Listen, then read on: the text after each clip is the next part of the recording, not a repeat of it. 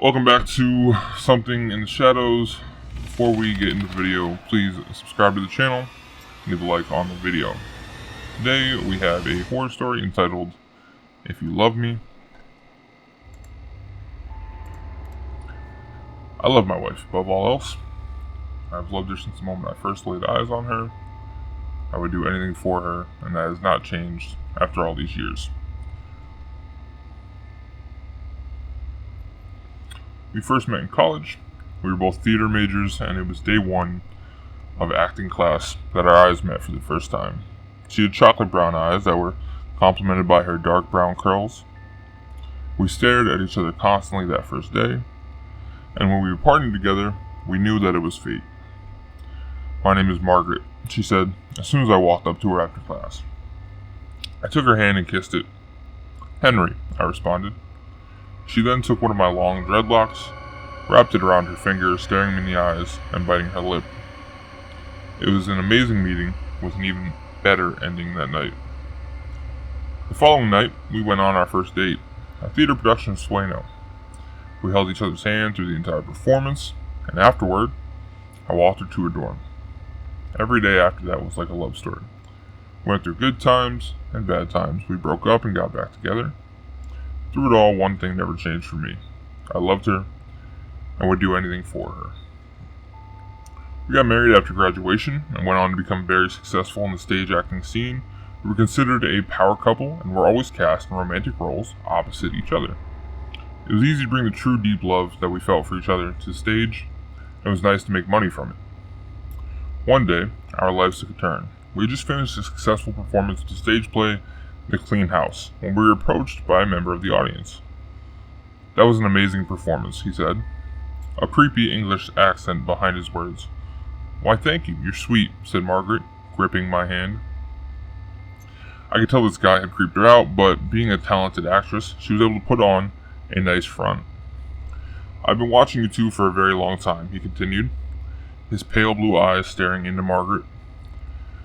"I am very much a fan of your work. Every performance is riveting, and I can tell you put true passion into your exchanges. You two must truly love each other." "We do," I said, stepping slightly in front of Margaret. "We love each other very much. I would do anything for her." I looked at her, and she gave me that beautiful smile of hers. "That warms my heart to hear," he said, as he put his arms behind his back, looking up into the night sky. "True love is a valuable gift that is often taken for granted. If you're not careful, you can easily lose it forever, and it can never be replaced, no matter how hard you try." He then looked at me, and I could see just how disturbing his pale blue eyes were. "Hold on to that gift. Cherish it. Forever." He began to walk away before I asked the question that had been bothering me since we met.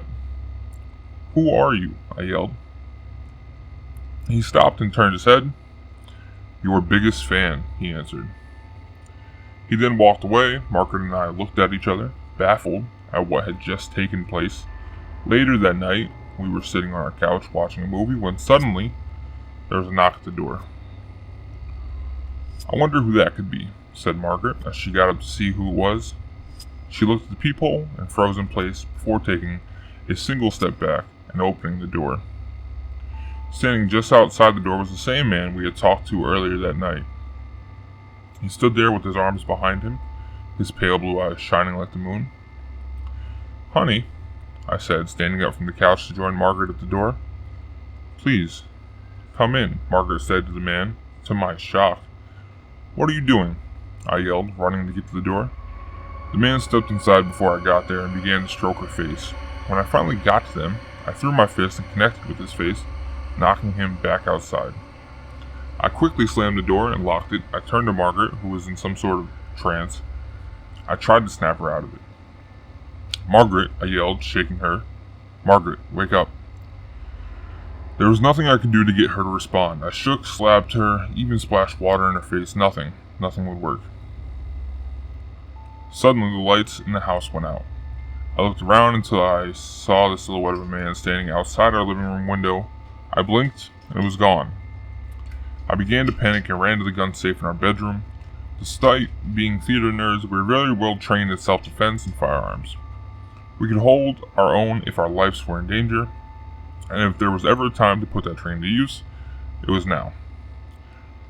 When I got back to the living room, I immediately raised my weapon. There stood the strange man, holding Margaret by the face.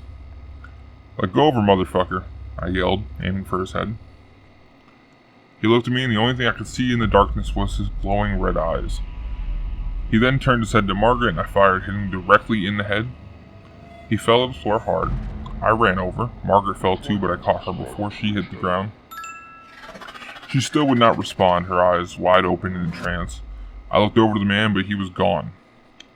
I gently laid her on the floor and stood up quickly, readying my weapon once again. Suddenly, I felt a strong, tight grip on the back of my neck, and I was then thrown across the room, hitting the wall. I groaned in pain as I grabbed my gun and slowly stood to my feet, shaking as I raised my weapon again. Again, he had a hold of Margaret, but this time he pulled her head close to his. I felt my heart race and my blood boil as he put his lips to hers, his glowing red eyes staring right at me. "No," I screamed as I ran towards them. He then pushed her to the side, opened his arms to me as inviting me to fire on him again. I obliged and fired 5 rounds into him, but all I did was allow them to connect as he laughed. I ran up to him, but he grabbed me by the throat before I could do anything. He pulled me close to his face, and I could see every horrifying feature. Not only did he have demon-like eyes, but his face was covered in disgusting, pulsating veins.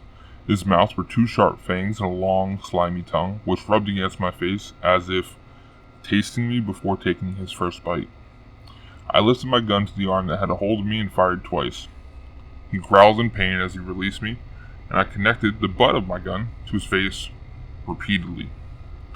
He fell to the floor, and I mounted him, smashing his face more and more, harder and faster. I could feel the blood gush and spray all of his bones, and his skull crack and collapse. By the time I was done, there was nothing but smashed bone, brains, and blood. I panted as I stood back up, limped over to Margaret, who was now fully unconscious. I shook her, and she finally opened her eyes, looking into mine with fear and confusion. "Margaret," I said, feeling relieved that she was alright. I held her close, and we laid there until I looked over to the body the stranger should have been. He was gone, and panic arose once again. We both stood up quickly. I turned to face Margaret and screamed when I saw him standing behind her, still in the process of regenerating his face. Before I had a chance to react, he sunk his fangs deep into Margaret's neck. She screamed in pain as I screamed in rage, hitting the monster in the skull once again with my gun. I felt bone crack again as he released her. Again, I mounted him and went to work, growing exhausted the longer I went. I knew this wouldn't last, and he would surely regenerate again. It soon became obvious exactly what I was dealing with. He had put Margaret into a trance, merely by looking at her, even through a peephole. It wasn't until he invited him inside that he actually got in.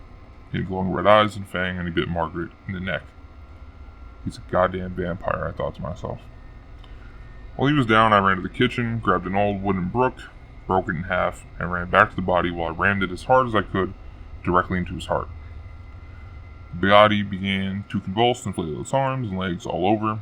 Suddenly it stopped and went completely limp before melting away into deep red blood and other disgusting fluids. After catching my breath, I slowly turned my attention to Margaret. She sat there in darkness, legs folded, upper torso fully erect. "Honey?" I said, nervously approaching her. In the darkness, I could only see her silhouette, until her eyes began to slowly glow red.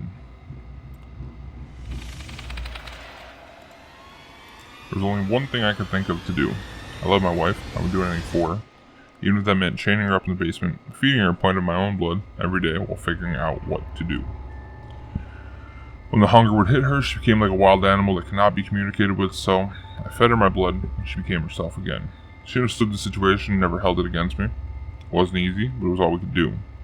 Unfortunately, a pint only went so far, until soon it wasn't enough, so I gave more and more, to the point that I was endangering myself with so much blood loss.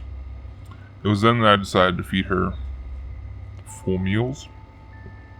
It started with animals at first, then cats and dogs.